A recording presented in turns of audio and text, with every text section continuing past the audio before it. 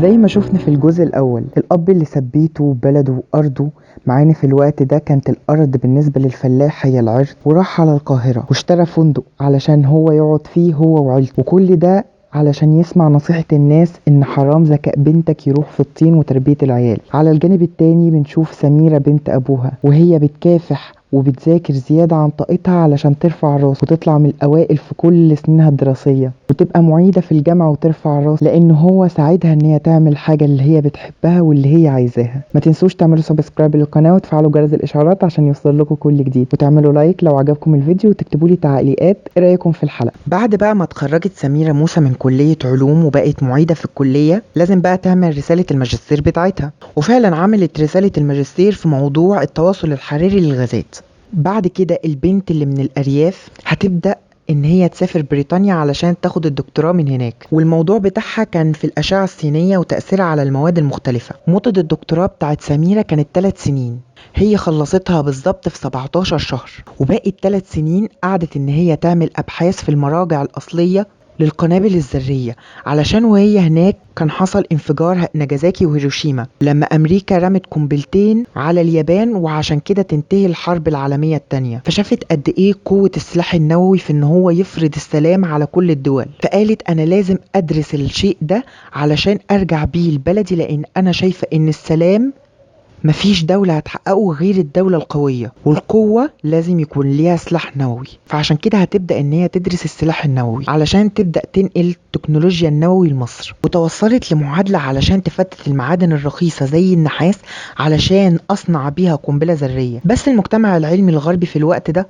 رفض وشاف ان ده خيال. اما الكتب العربية ما سجلتش الابحاث بتاعتها، ورجعت القاهرة، وفي سنة 1948 قامت بتأسيس هيئة الطاقة الذرية، ونظمت مؤتمر الذرة من أجل السلام في كلية العلوم بتاعتها، وشارك فيه علماء كتير جدا من كل دول العالم وقتها. وغير ان الذرة كانت عايزة تحقق بيها السلام، لا دي كانت كمان عايزة ان هي تعالج بيها السرطان، لان امها كانت بتعاني من مرض السرطان، وشافت مع امها عذابها وهي مع مرض السرطان. زمان كانت العلاجات بدائية مش زي دلوقتي، وكانت عايزة تعمل الريديوم كعنصر مشع علشان تعالج بيه السرطان، وكانت دايما بتقول امنيتي ان يكون علاج السرطان بالذرة زي الاسبرين. من كتر ان هي عايزة تعمل الحاجات دي قالت لابوها ان هو يعمل لها معمل، وفعلا ابوها اشترى لها فدان في منطقة الهرم علشان يبني لها معمل عليه، وكانت عضوة في لجنة الطاقة والوقاية من القنبلة الذرية اللي اسستها في الوقت ده وزارة الصحة المصرية. وغير كده كمان كانت مشتركة في جمعيات انسانية اجتماعية، زي مثلا وهي كانت طالبة كانت مشتركة في جمعية الطلبة للثقافة العامة علشان محو الأمية في الريف، وجماعة النهضة الاجتماعية، ودي كانت بتقدم مساعدات للأسر الفقيرة. أما بقى بالنسبة لطبيعتها الشخصية، فهي كانت بتحب جدا القراية، وكانت دايما حريصة على أن يكون ليها مكتبة خاصة، وتم التبرع بيها للمركز القومي للبحوث. وكانت بتعرف تقرا النوتة الموسيقية، وكمان كانت بتعرف تعزف على العود، وكان من هوايتها أن هي بتحب تصور، وكان عندها في البيت ركن لتحميض الصور. وغير كده كمان كانت زي بنات عصرها كانت بتحب التريكو، وكانت بتعرف تخيط هدومها.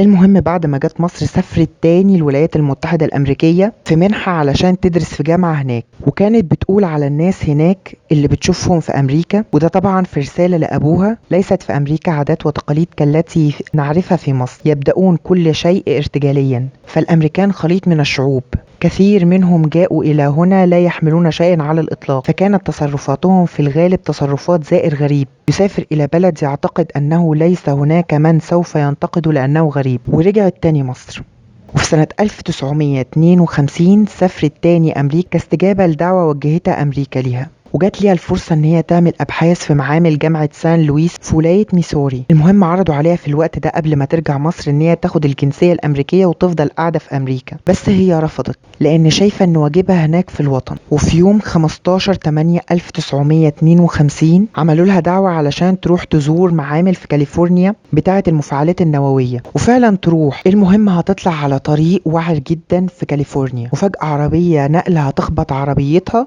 السواق هيهرب، وهي والعربية هيقعوا في وادي عميق جدا، وهنا هتموت ماري كوري العرب أمل أبوها.